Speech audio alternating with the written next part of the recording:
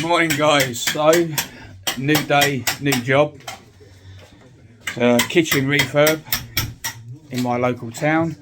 Got to take a wall out, redo the whole ceiling, all new downlights, so it's going to be an interesting few days. So got to take all this out, retile it all. This wall's coming out, this archway. This is a ground floor flat, so it's concrete ceiling above, so we know this isn't supporting. And then that radiator's going, and we're putting a new rad in. And then we're going to do something with this floor, potentially a threshold bar all the way along, and a different type of flooring in here. Because as you know, laminate flooring isn't advised in a wet area. But that's the job for today. So stay tuned guys for more videos. Cheers.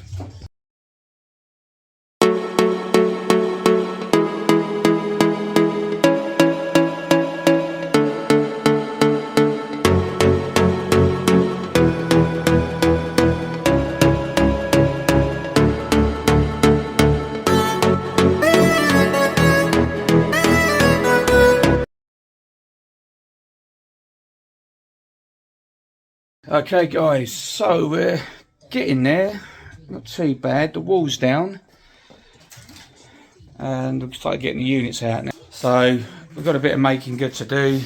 Obviously there was timber blocks in the screed, what they screeded it up to, so they obviously put the wall in first and then screeded to it. So we're going to take the laminate back 2 planks carefully, and then we're going to save any good ones, and then we can patch it up afterwards. We're going to have to re-screed these floors, do something with this because these levels are completely out, so we might have to do something with that. But we've got units going in here yet, so I need to get the plan out because we might get away with just patching it up. There might be units all the way through there, so we might not have to do too much in the way of patching. Might just be making good the top bit. This is actually a suspended ceiling. This one is actually suspended because this is a flat. The actual ceiling is concrete and the beams run this way.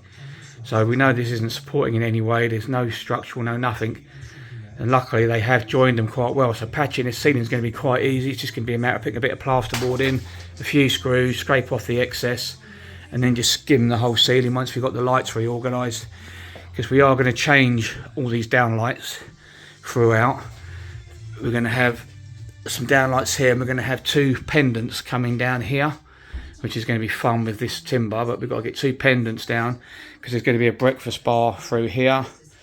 So we've got breakfast bar, 2 pendants. We've got to rearrange these lights. We're on about using the kinetic light system, which is wireless. So if we do away with that, we just put a receiver in the ceiling, possibly with a little inspection hatch for service purposes. Like I've done on a previous video, at least we can lose that cable. So then that would be on one circuit. We get a 2-way kinetic system. So they'll be on one system. These would be on another system on one switch. These are already on a 2-way lighting system in 2 bunches. So we're in talks with the client at the moment which way we're going to reorganise these lights. Whether we're going to take them all out and just have 6 and wired together and do away with the double and just have 1 single there. But this is work to be done. But yeah, so we've just got to get the rest of this kitchen out. Cap the pipe work. We've got a couple of issues because we have got an integrated dishwasher coming in, and I can see there's pipes there, so we're probably going to have to do a fair bit of repiping, get it low level. So that's something we've got to consider as well. We've got a lot of old manky isolators behind there, they've got to be sorted out. But yeah, that's how we're going so far guys. It's a work in progress. Okay guys, so kitchen's out, walls out. We've got to do some come up with some clever ideas of how to repipe all this now. So this is someone's clever idea of a filling loop for the boiler. It's in there, up and in. So we're going to have to repipe the filling loop. Just come off straight from down there. Just come straight off for the cold, tee it off, come up and just link in with a filling loop that we're going to have access through from one of the corner units. So that's quite easily sorted. They have got a separate pressure gauge there, so that will give us the pressure on the system we can monitor. So that's one of the jobs we've got to do. But as you can see, we're going to have to drain down the heating system to do it, because mind you, we might be able to shut it off from here You shut it off from the Magna Clean. That should turn the water off. Turn the mains off for that. And then it'll only be what pressure's in that part of the pipe. So once we release the pressure, which should be easy because we can do it from the drain off there. So we can drain off and release the pressure and do that. That's easy enough. We're going to have to repipe that straight down, straight into the waste. Now this waste was a mess. There was a compression coupling there. As you can see, it's all a bit of a pain in the arse. So because we've got integrated washing machine, sink and then integrated dishwasher, dishwasher is not an issue. But as you can imagine, that's going to be an issue, that waste. And you can see the height of it, and the soil pipe is in the bathroom, the other side of the toilet. So I'd have to take it all off. I'll quickly show you what I mean. So this is what we're dealing with in here. This is all boxed in and nicely tiled. So for us to adjust that waste pipe for the sink, we'd have to take all that off, cut into the waste pipe, lower down and go under that soil pipe, if that's even possible, and then back into the bathroom. So that's not an option. So what I'm thinking, and I'll get your opinions on this, I think the only way I can think of doing this is to core out the wall there, and then when the sink goes in, we will go straight out from the waste, dead straight out, and then just link them out on the outside wall. It's the only thing I can think of that's going to get us out of trouble to get the washing machine in. I just can't see any other option. Why they've put this in is anyone's guess. They've put it on a fuse spur, but that socket is live. So why have they done that? I mean, yes, that's not on a fuse spur, but it's on the ring main.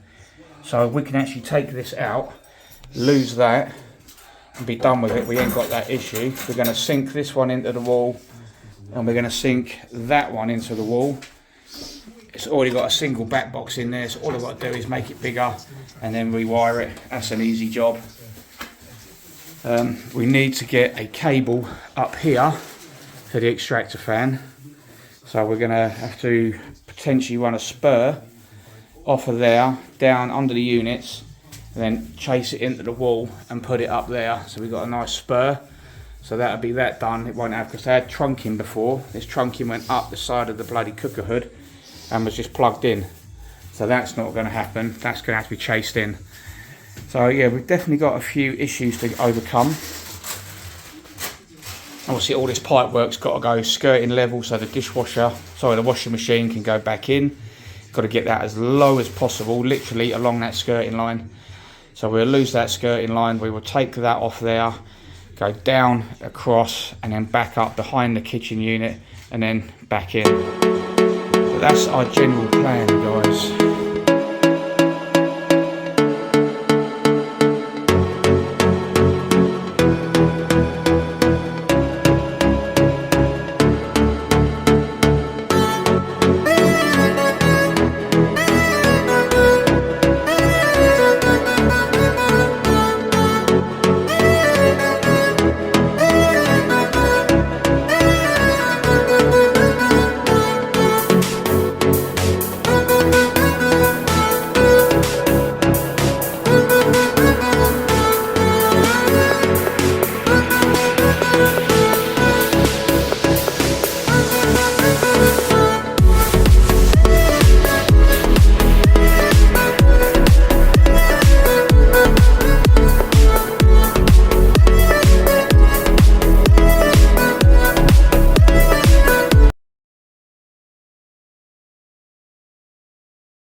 Okay, so we've now repiped all the hot and colds. They're now in place. We've redone the top up for the boiler. So this is where we're at. We've done away with all this cacophony where we had that blue flexi hose. We've come off the cold and we put a flexi on with two isolators so that we can double isolate that so it's not going to get filled up by accident. We've topped the pressure up to 1.5. We've bent all our pipes nice and low behind the dishwasher and back up into the sink, where we will then do obviously two isolators for the dishwasher and the washing machine.